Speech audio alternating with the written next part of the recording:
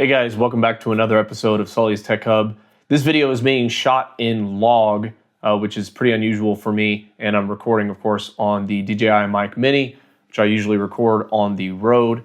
Anyways, I wanted to talk to you guys about why smartphone cameras in 2026 largely are going in the wrong direction in terms of what they choose to do, colors and processing, and their over-reliance on computational photography. I took a gander across the internet to see comparisons to cameras from a decade or longer ago, including devices like the Lumia 808 or the Nokia 808, the Lumia 1020, and even the iPhone 4S. And you could argue that these are largely inferior cameras, which they are from a hardware perspective. But the one thing that is largely different about them is that they were not affected by things like computational photography yet. There were the beginning inklings of computational photography. There was more or less a type of pixel binning that could be used in the Nokia Lumia, but that's not really what we're talking about today. If you don't really know what computational photography is, in terms of how it manifests itself in devices that are available today, there's really a handful of things that it could mean, and different manufacturers are using that computational photography to different effects. One of the ways that you'll see it is this idea of exposure binning, and this is where the phone will actually take anywhere from 6 to 9, maybe even more frames at different exposure values, and you'll have some photos that are very dark, you'll have some photos that are very bright, and everything in between. And it uses contrast. It's kind of the same way that contrast-based edge detection works in terms of autofocus, but what it'll do is it'll find the frames, different parts of the frames that have the best contrast values at different exposures, and then it will take the information from all those frames and put them together. So the dark parts of the frame are using data from the brightest exposure, and the brightest parts of the frame are using the data from the lowest exposure, and then it's like a balance throughout. What you end up with is a well-lit, as people say, a well-lit photo where everything is properly exposed at the expense of, I would argue, artistic value and also realism. The thing is, when we look at scenes with our eyes, shadows do exist, and so does overblown highlights. I mean, you can't just stare directly into the sun and see a perfect circle. You really just see like a bright light, right? So that's an example of overexposure, that you can't just see a perfect circle from the sun. And also, when you look at some things, your eye isn't able to depict all detail in the dark area of some scene that you're looking at. Lately, smartphones have been on a rampage against overexposure and underexposure, trying to balance everything. This usually comes at the cost of contrast. You get these very flat images where everything is properly exposed, well, properly in the sense that you can see detail in them, but that's not really how our eyes work. In a lot of these older photos that I saw from these Nokia devices and these older iPhones, you'll see that there's plenty that are typically overblown or even lost in the shadows, and it looks great as a result. Some of the Western-aimed smartphones, I feel, are largely falling behind because they haven't sort of retraced their roots. And there was a 9 to 5 Google video. Damian Wild had put this video together, so if you haven't followed that channel, go check it out. I think it's pretty important, and it kind of shows really what I'm talking about here. But he put an app on a Pixel phone, and the app literally just makes the phone not process images. So it just takes the picture as the phone sees it. And this is quite significant because in a lot of the frames, there was only maybe 2 shots that he showed where I actually think the processed shot looked a little better. And in every single other shot, the unprocessed image, in my opinion, looked a lot more realistic and also looked better. And there's that argument of like the balance between an artistic shot and a realistic shot, but I think that you won't really find much artistic value in a really flattened image. But I've said this before, I think it was like 2 or 3 years ago. I'm not expecting you guys to follow my channel from 2 or 3 years ago, but I was saying that these smartphones that are using all of these computational modes, these different binning modes, these pixel binning, frame binning, exposure binning, whatever they want to call it, they should have a mode that's just denoise only. And why I say denoise only, from a lot of these images, when you take these multiple frames and you use the data from them, you can use that data to eliminate noise. In fact, that's a large part of the reason why I use Xiaomi's URAW file format instead of the RAW file format. I've displayed this in a previous video if you haven't checked it out. The URAW file, which is basically a RAW file that uses some modern processing to enhance it. But one of the biggest advantages is the URAW file is a superior image in terms of how clean it is. It's noise-free, very clean image, no grain. And, some people may like the grain. And, you can always add it in post, but it's really hard to remove grain if it's actually in the file. So I thought, what if they just use the data to just denoise only and then don't touch anything else? Don't touch the exposure. Don't try to repair the highlights. Don't try to repair the shadows. Just repair the noise only and then leave everything else untouched. I think that would actually be the perfect balance of computational photography in terms of what people are looking for, particularly the people that are looking at Xiaomi devices, Vivo devices, and Oppo devices that all use some sort of mode that's aimed to have a slightly less processed image. Leica's authentic mode typically overexposes and has a higher contrast value.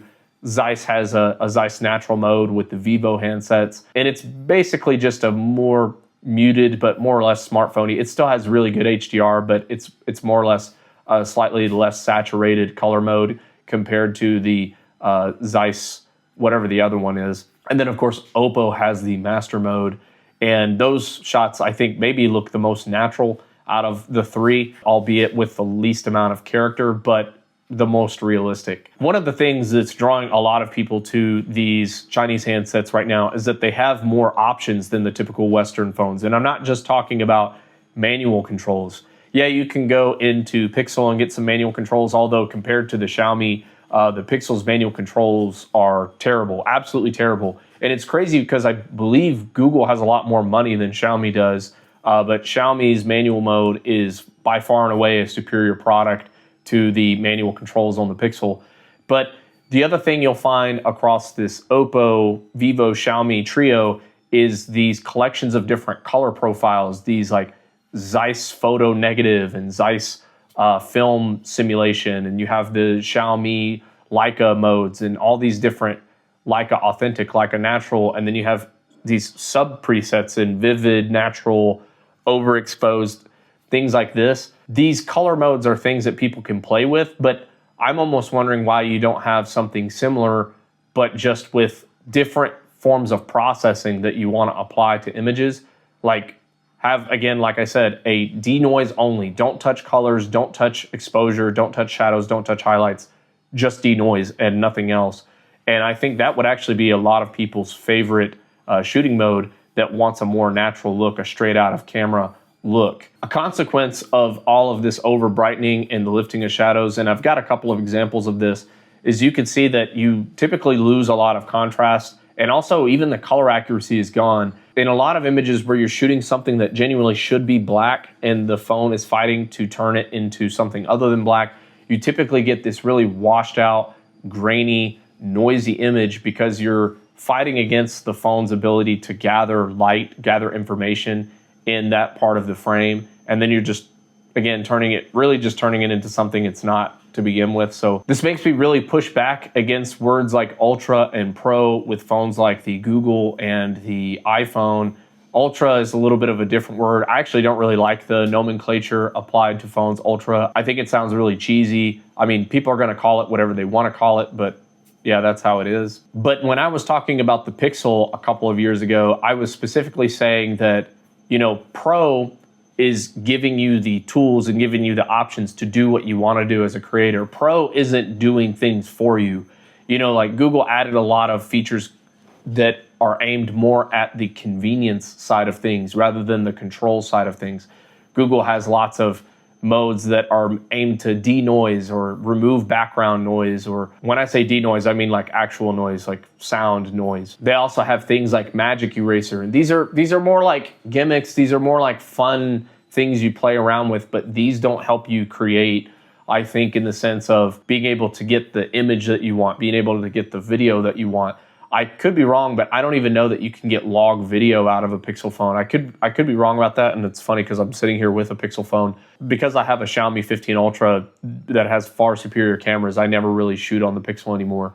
But if I'm not mistaken, back when I was using the phone as a camera, I don't think it ever supported things like log video and other recording modes that would be preferable for a pro user. There's also still a lot of features that are missing from phones that would make them worthy of actually having the name Pro. I think that Sony, you guys may not like this because I know Sony isn't at the top of the chart in terms of just raw camera performance. I know they're lacking in the hardware division. They're lacking in some of the feature sets in the automatic modes. Their Pro mode or their manual mode is quite feature rich, but their auto mode kind of lags behind.